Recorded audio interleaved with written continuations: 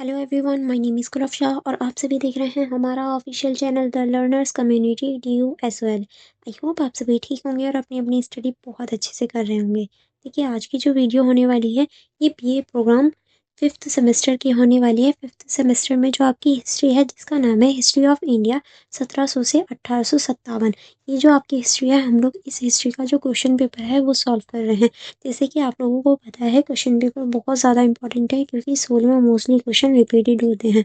तो आप इन वीडियोस में सभी क्वेश्चन पेपर्स को यानी प्रीवियस 2 ईयर के क्वेश्चन पेपर को कवर कर लेंगे एंड उसके साथ में जो उनके आंसर हैं और किस तरह से आंसर राइटिंग करनी है वो भी आप इन क्वेश्चन के माध्यम से देख पाएंगे। ठीक है, चलिए फिर बिना देरी करे हम लोग स्टार्ट करते हैं। मैं आपको इन्फॉर्मेशन के लिए बता दूं, मैं ऑलरेडी आपको video number 1 and video number 2 provide करवा चुकी हूँ। आज हमारी वीडियो नंबर 3 होने वाली है। तो अगर आपने प्रीवियस वीडियोस नहीं देखी हैं तो लिंक आपको डिस्क्रिप्शन बॉक्स में मिल जाएगा। चलिए फिर स्टार्ट करते हैं वीडियो नंबर 3 की, जहाँ हमने लास्ट छोड़ा था वहीं से आगे अपन कंटिन्यू करेंगे। ओके,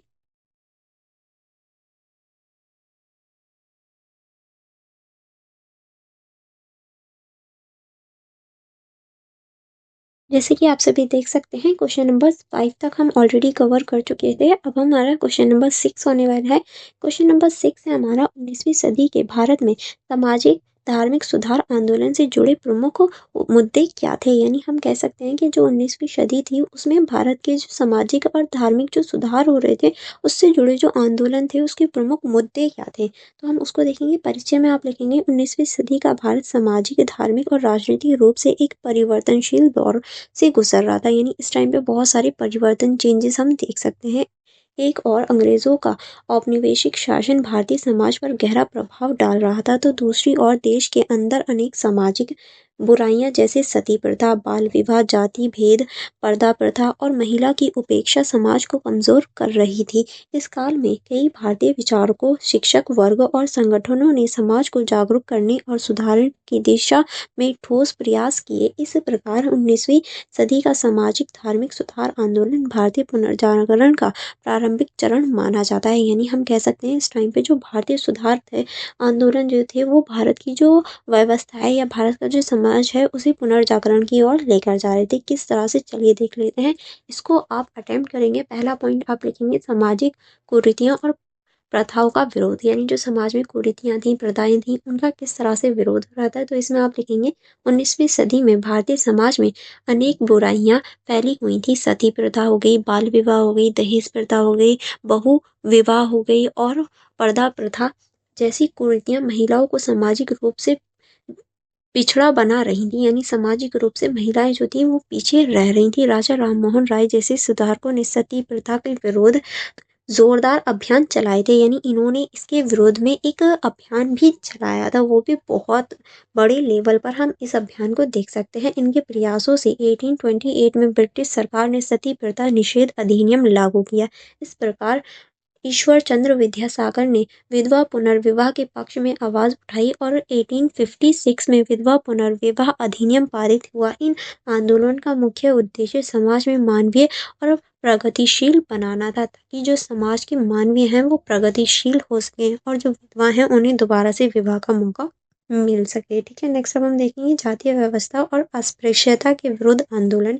किस तरह से, इसमें आप लिखेंगे, भारतीय समाज में जातिगत ऊंच नीच और छूत ने समाज को विभाजित कर रखा था। ब्राह्मण समाज, आर्य समाज, त्याशोध समाज जैसे संगठनों ने समानता और सामाजिक न्याय की भावना को फैला दिया था। राजा राममोहन राय और महात्मा ज्योतिबा फूले ने इन व्यवस्थाओं को पूर्ण बताया और शिक्षा व सुधार के माध्यम से सभी वर्गों को समान अवसर देने की बात की। इस प्रकार इस प्रयासों ने आगे चलकर भारतीय समाज में सामाजिक समानता की नींव रखी। यानी सारे ऐसे लोग थे जिन्होंने सामाजिक जो समानता है उसको बढ़ाने का कार्य किया। इसमें आप राजा राममोहन राय और महात्मा ज्योतिबा फूले और इनकी वाइफ जो थी सावित्री बाई फूले, उनका आप नाम लिख सकते हैं। नेक्स्ट हम देखेंगे महिला शिक्षा और उनके अधिकारियों की स्थापना। किस तरह से जो महिला शिक्षा थे और उनके जो अधिकार थे उनकी स्थापना हुई। महिलाओं की स्थिति उस समय अत्यंत दयनीय थी। उन्होंने शिक्षा से वंचित रखा जाता था और सामाजिक जीवन से अलग थलग कर दिया गया था। सुधारों ने महिलाओं की शिक्षा को आवश्यक बताया।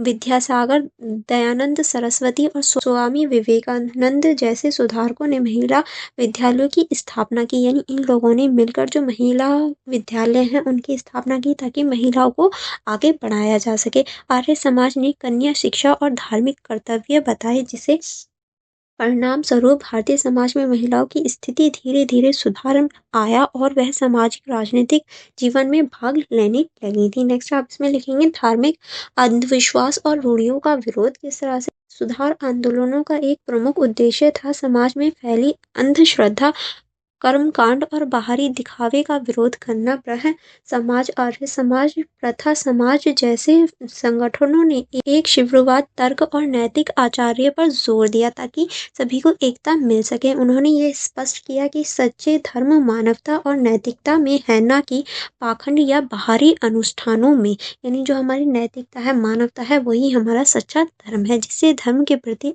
आर्थिक दृष्टिकोण का विकास हुआ और समाज में वैज्ञानिक सोच में बल मिला, यह वैज्ञानिक सोच बढ़ने लगी। नेक्स्ट आप इसमें लिखेंगे शिक्षा का प्रसार और आधुनिक विचारों का आगमन किस तरह से। सुधारकों ने यह समझ लिया था कि समाज में स्थायी परिवर्तन तभी संभव है जब शिक्षा प्राप्त हो, यानी शिक्षा है तभी हम स्थायी जो परिवर्तन है वो कर सकते हैं। मिशनरियों और भारतीय सुधारकों दोनों ने शिक्षा को बढ़ावा दिया। अंग्रेजी शिक्षा के माध्यम से पश्चिमी विचारों जैसे समानता, स्वतंत्रता, समान अधिकारों की भावना भारतीय युवाओं में फैल गई। यानी अब जो भारतीय युवा थे वो भी समान अधिकारों की जो मांग थे वो करने लगे थे।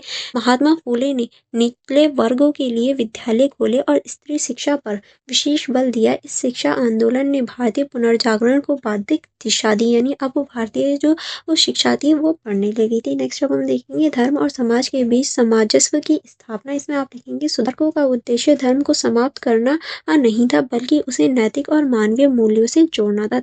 इनका कभी भी उद्देश्य धर्म को समाप्त करना नहीं था, बल्कि नैतिक और जो मानवीय मूल्य हैं उनको भी जोड़ना था। उन्होंने ये बताया कि धर्म का वास्तविक उद्देश्य मानवीय कल्याण है।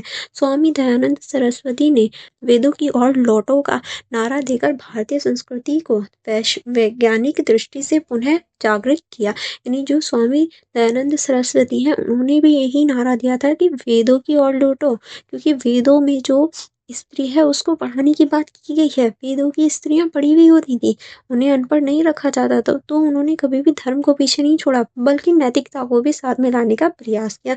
उन्होंने मूर्ति पूजा, बाल विवाह और जाति भेद का विरोध किया था। वही रामकृष्ण, स्वामी विवेकानंद ने सभी धर्मों को में एकता और प्रेम का संकेत दिया। यानी इन्होंने कहा सभी धर्म जो है वो एक ही है, एक ही ईश्वर है, तो हमें किसी का भी विरोध नहीं करना चाहिए। नेक्स्ट अब हम देखेंगे राजनीतिक चेतना का विकास किस तरह से। इसमें आप लिखेंगे इन सामाजिक धार्मिक सुधार आंदोलनों ने भारत में राष्ट्रीयता की भावना को जन्म दे दिया। यानी जो भारत है इसमें अब राष्ट्रीयता की भावना बढ़ने लगी। जब लोगों ने समानता, स्वतंत्रता और सुधार की दिशा में सोचना शुरू किया तो यह राजनीतिक जागरूकता का आधार बन गया। आर्य समाज, ब्रह्म समाज और रामकृष्ण मिशन जैसे संगठनों ने भारत को आत्म सम्मान और एकता की भावना से भर दिया था। यही चेतना आगे चलकर स्वतंत्रता आंदोलन की वैचारिक नींव भी बन गई, क्योंकि आगे चलकर जो स्वतंत्रता आंदोलन थे उन्होंने सभी को एक साथ ला दिया। ठीक है, अब हम देखेंगे इस क्वेश्चन का निष्कर्ष में आप लिखेंगे 19वीं सदी के सामाजिक धार्मिक सुधार आंदोलन भारतीय समाज के पुनर्जागरण की आधारशिला सिद्ध हुई। इन आंदोलनों ने समाज को जड़ परंपराओं और कुरीतियों से मुक्त करने की दिशा में कार्य किए थे। उन्होंने महिला, दलित और पिछड़े वर्गों के अधिकारों की बात की और समानता, शिक्षा तथा नैतिकता पर बल दिया। यानी इन्होंने सभी ने जो समानता है, शिक्षा है और नैतिकता है उस पर बल दिया था। इन आंदोलनों ने भारतीय समाज में एक नई सोच, आत्म सम्मान और आधुनिक चेतना का संचार किया। यही सुधारवादी चेतना आगे चलकर स्वतंत्रता संग्राम के लिए प्रेरणा बनी और भारत में आधुनिक राष्ट्र निर्माण की दिशा तय की थी। आई होप आपको क्वेश्चन समझ में आया होगा। नेक्स्ट क्वेश्चन की तरफ बढ़ेंगे। नेक्स्ट क्वेश्चन है हमारा, क्या 1875 का विद्रोह सिर्फ एक सिपाही विद्रोह था? यानी 1857 की जो विद्रोह था वो सिर्फ एक सिपाही विद्रोह था या नहीं, ये आपको बताना है। चलिए देखेंगे। परिचय में आप लिखेंगे 1857 का विद्रोह भारतीय इतिहास की एक बहुत ही महत्वपूर्ण और निर्णायक घटना थी। इस भारतीय स्वतंत्रता संग्राम का प्रथम चरण भी कहा जाता है, क्योंकि अगर हम सभी एकजुट हो जाते तो हम 1857 में ही आज़ाद हो जाते। इसीलिए ही इसे प्रथम चरण कहा जाता है। ब्रिटिश शासन के विरुद्ध यह पहला पहला बड़ा संगठन विद्रोह था जिसने अंग्रेजी सत्ता की नींव हिला दी थी। ये बहुत बड़े लेवल पर हुआ था। अंग्रेजी इतिहासकारों ने इसे केवल एक सिपाही विद्रोह या म्यूटिनी कहा क्योंकि इसका आरंभ अंग्रेजी सेना के भारतीय सिपाहियों से हुआ था। यानी अंग्रेजों ने इसे सिपाही विद्रोह या फिर म्यूटिनी कहा था क्योंकि आरंभ यानी स्टार्टिंग में जो अंग्रेजी सेना के भारतीय थे उन्होंने ही विद्रोह किया था। परंतु भारतीय दृष्टिकोण से यह केवल सिपाहियों तक सीमित नहीं था बल्कि इसके किसानों, जमींदारों, व्यापारी, आम जनता और कई भारतीय शासकों ने भाग लिया। यानी अगर हम भारत की दृष्टि से देखें तो ये सिर्फ सिपाही विद्रोह नहीं था क्योंकि इसमें किसानों ने, जमींदारों ने, व्यापारियों ने और आम जनता ने भी और भारत के कई शासकों ने भी इसमें भाग लिया था। इसीलिए इसे सिर्फ सिपाही गदर कहना अन्यायपूर्ण होगा। इसीलिए हम इसे ये सिर्फ सिपाही जो विद्रोह है वो नहीं कह सकते। अब इसके जो प्रमुख बिंदु हैं, प्रमुख बिंदुओं में आप इस तरह से लिखेंगे, इसमें आप लिखेंगे विद्रोह की पृष्ठभूमि और आरंभ। यानी जो विद्रोह है इसकी जो पृष्ठभूमि और आरंभ है इसमें आप लिखेंगे 1857 का विद्रोह कई सामाजिक, राजनीतिक, धार्मिक और आर्थिक कारणों से उत्पन्न हुआ था। अब देखिए कोई भी चीज़ उत्पन्न हो रही है तो उसके बहुत सारे रीजंस होते हैं। लंबे समय से अंग्रेजों की नीतियों से भारतीय समाज असंतुष्ट था। सैनिकों में असंतोष का कारण वेतन, पदोन्नति में भेदभाव, धार्मिक अपमान और नई एनफील्ड राइफल्स की कारतूस थी। यानी जो नई जो एक तरह से बंदूकें आई थी उनमें जो कारतूस लगती थी वो भी एक कारण था जिसमें गाय और सुअर की चर्बी में उपयोग की बात फैली थी। यानी इसमें माना गया था इसमें गाय और इसकी चर्बी मिलाई गई है जो कि एक तरह से ये हिंदुओं के लिए धर्म भ्रष्ट करने का कार्य करती है और ये मुसलमानों के लिए धर्म भ्रष्ट करने का कार्य करती है। इसीलिए भी विद्रोह किया था सेना ने। इस धार्मिक असम्मान के विद्रोह की नारी लगाई और 10 मई 1857 को मेरठ से इसका आरंभ हुआ। 10 मई 1857 में मेरठ के छावनी जिले से इसका आरंभ हो जाता है। ठीक है, नेक्स्ट अब हम देखेंगे केवल सिपाहियों का नहीं बल्कि जन विद्रोह था। किस तरह से ये सिर्फ सिपाहियों का ही नहीं बल्कि एक जन विद्रोह था। इसमें आप लिखेंगे हालांकि शुरुआत सैनिकों से हुई लेकिन विद्रोह शीघ्र ही पूरे उत्तर भारत में फैल गया था। दिल्ली, कानपुर, झांसी, अवध, लखनऊ, बरेली, बिहार और अन्य भारत तक आम जनता इस आंदोलन में शामिल हो गई। यानी ये सभी जो राज्य हैं वो शामिल हो गए थे। किसानों ने अपने क्षेत्रीय अधिकारों को हटाया। कई रियासतों के लोग अपने राज्यों के नेतृत्व में लड़े जिससे यह स्पष्ट होता है कि यह आंदोलन केवल सिपाहियों तक सीमित नहीं था बल्कि जन सामान्य की भागीदारी से एक व्यापक विद्रोह बन गया था। यानी अब इसमें जो आम जनता थी वो भी पार्टिसिपेट करने लगी थी। नेक्स्ट आप इसमें लिखेंगे भारतीय राजाओं और नेताओं की भूमिका। किस तरह से विद्रोह में कई स्थानीय राजाओं और रानियों ने भी महत्वपूर्ण भूमिका निभाई थी। जहाँ से कि रानी लक्ष्मीबाई, कानपुर के नाना साहेब, अवध के बेगम हजरत महल, बरेली के खान बहादुर खान और बिहार के कुंवर सिंह जैसे नेताओं ने इसे राष्ट्रीय स्वरूप दिया। यानी ये सभी जो राजा और रानी थे वो एक तरह से इस आंदोलन में स्पष्ट रूप से जुड़ गए थे। इन राजाओं ने केवल अपने समर्थन के लिए नहीं बल्कि ब्रिटेन, दमन और अन्याय के खिलाफ संघर्ष किया। इससे यह स्पष्ट होता है कि यह विद्रोह राष्ट्रव्यापी भावना से प्रेरित था। यानी हम कह सकते हैं राष्ट्रव्यापी जो भावना है उससे प्रेरित हो चुका था। नेक्स्ट आप इसमें लिखेंगे राजनीतिक और सामाजिक असंतोष का परिणाम। क्या परिणाम निकला? अंग्रेजों ने डॉक्ट्रिन ऑफ लैप्स नीति के कारण कई भारतीय राज्यों का विलय जबरन कर लिया था। इसके अलावा जमींदारों और किसानों से कठोर लगान वसूल जा रहा था। अंग्रेजों द्वारा भारतीय परंपराओं, संस्कृति और धर्म में हस्तक्षेप से समाज में असंतोष बढ़ा। यह असंतोष धीरे धीरे एक व्यापक आंदोलन में बदल गया जिससे पूरे उत्तर भारत को जकड़ लिया। यानी अब ये पूरे ही उत्तर भारत में फैल गया था ये जो आंदोलन था। ठीक है, नेक्स्ट आप इसमें लिखेंगे विद्रोह का संगठन और विस्तार। किस तरह से? इसमें आप लिखेंगे हालांकि विद्रोह में व्यापक जन भागीदारी थी लेकिन इसमें समन्वय और केंद्रीय नेतृत्व की कमी थी। यानी समन्वय और जो केंद्रीय नेतृत्व था वो कम देखने को मिला। प्रत्येक क्षेत्र में संघर्ष स्थानीय स्तर पर हो रहा था। दिल्ली में बहादुर शाह जफर को प्रतीकात्मक रूप से नेता घोषित किया गया परंतु उनके पास वास्तविक नियंत्रण नहीं था। यानी सिर्फ प्रतीक के रूप में उन्हें नेता बना दिया गया था बहादुर शाह जफर को, लेकिन रियलिटी में उनके पास भी कोई नियंत्रण नहीं था। फिर भी यह आंदोलन इतना प्रबल था कि अंग्रेज सत्ता को कुछ समय के लिए दिल्ली, कानपुर, लखनऊ, झांसी और अन्य प्रमुख शहरों से भगा डाला था। यानी एक तरह से हमने इन सभी सभी क्षेत्रों से जो अंग्रेजी शासन था उसको भगा दिया। नेक्स्ट आप इसमें लिखेंगे अंग्रेजों की प्रतिक्रिया और दमन की नीति, यानी इस आंदोलन के बाद अंग्रेजों की क्या प्रतिक्रिया रही और क्या दमन की नीति इन्होंने अपनाई। अंग्रेजों ने इस विद्रोह को सिपाही गदर कहकर छोटा दिखाने का प्रयास किया ताकि इसे राजनीतिक और राष्ट्रीय भवनों को दबाया जा सके। अंग्रेजों ने विद्रोह को क्रूरता से कुचल दिया, हजारों भारतीयों को फांसी दे दी गई, गांव जलाए गए और जनता पर अत्याचार किए गए, लेकिन इन दमन ने भारतीयों के मन में स्वतंत्रता की भावना और गहरी कर दी। यानी अब भारतीयों के मन में इस विद्रोह के बाद स्वतंत्रता की जो भावना थी वो और ज्यादा गहरी हो गई। नेक्स्ट अब हम देखेंगे विद्रोह का महत्व और परिणाम। क्या महत्व था और क्या परिणाम हुआ।